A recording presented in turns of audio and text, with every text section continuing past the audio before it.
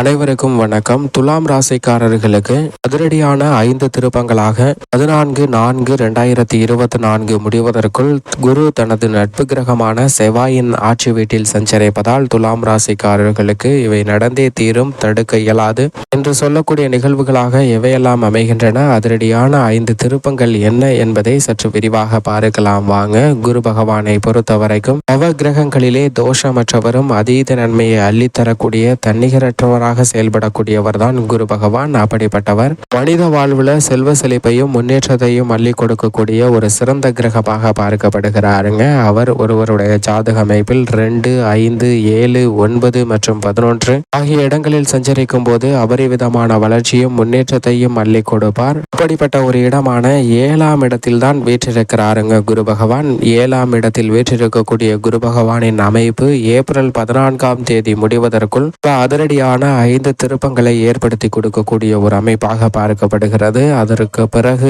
April 14ஆம் தேதிக்கு பிறகு அஷ்டமத்தில் நுழைகிறாருங்க.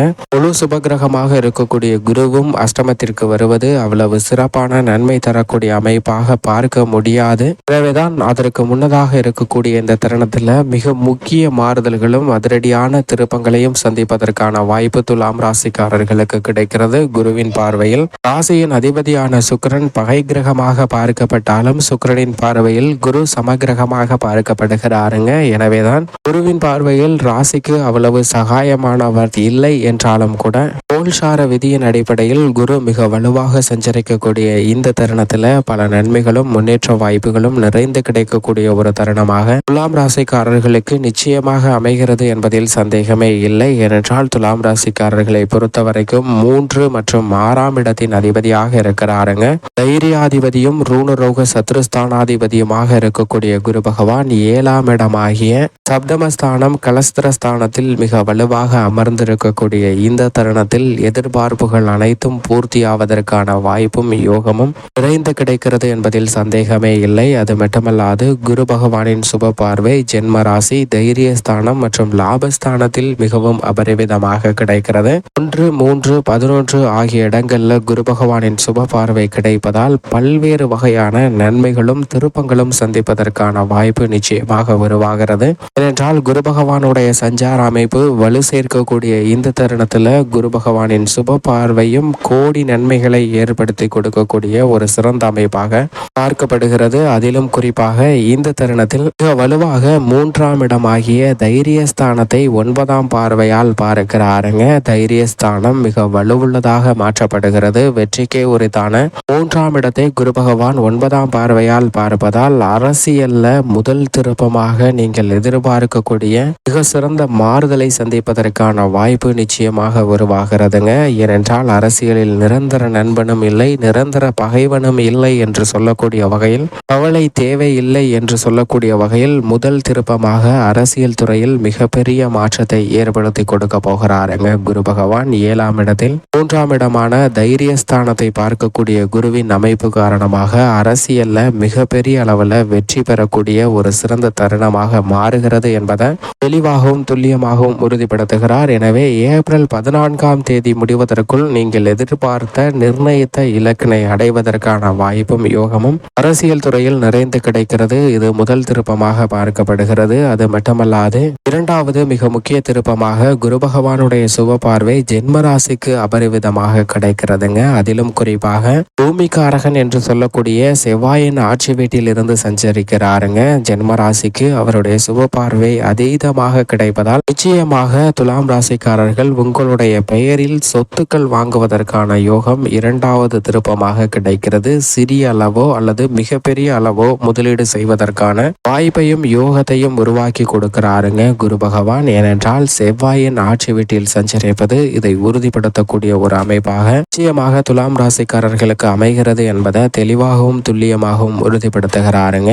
எனவே துலாம் ராசிக்காரர்கள் புதிதாக நிலம், வீடு, வீட்டுமனை, வாகனம், ஆடை ஆபரண சேர்க்கை போன்றவை வாங்குவதற்கான அதிர்ஷ்ட யோக வாய்ப்புகள் நிறைந்து கிடைக்கிறது. இதற்கான முயற்சியில் ஈடுபடுகிறவர்கள் நிச்சயமாக உங்களுடைய முயற்சியை அதிகப்படுத்துங்க. துலாம் ராசிக்காரர்களுக்கு வெற்றியை தேடித்தரக்கூடிய ஒரு வலுவான அமைப்பில் குரு வீற்றிருக்கிறார். இது சாதகமான அமைப்பாக பார்க்கப்படுகிறது. சரியாக பயன்படுத்திக் கொள்ளுங்கள். அது மட்டுமல்லாது மூன்றாவது மிக முக்கிய திருப்பமாக பார்க்கப்படக்கூடிய நிகழ்வு என்ன என்னவென்று பார்க்கும்போது குரு பகவான் 5ஆம் பார்வையாக லாபஸ்தானத்தை பார்க்கிறாருங்க. லாபஸ்தானமாகிய 11ஆம் இடம் வலுப்படுவதால் ஒரே நேரத்தில் வருமானத்தை உயர்த்தி கொள்ளக்கூடிய வகையில் பல சவால் நிறைந்த கடினமான பணிகளை மேற்கொள்வதற்கான வாய்ப்பும் அவை அனைத்துமே உங்களுக்கு மிகப்பெரிய அளவில் பொருளாதார ரீதியான முன்னேற்றத்தை ஏற்படுத்தி கொடுக்கக்கூடிய திருப்பமாக பார்க்கப்படுகிறதுங்க. மூன்றாவது மிக முக்கிய திருப்பமாக அதிரடியான திருப்பமாக அமைவது பாசிவ் இன்கம் உயர்வதற்கான வாய்ப்பு நிச்சயமாக கிடைக்கிறதுங்க. அதாவது உபரி வருமானம் அதிகரிப்பதற்கான வாய்ப்பையும் யோகத்தையும் அள்ளி கொடுக்கிறாருங்க.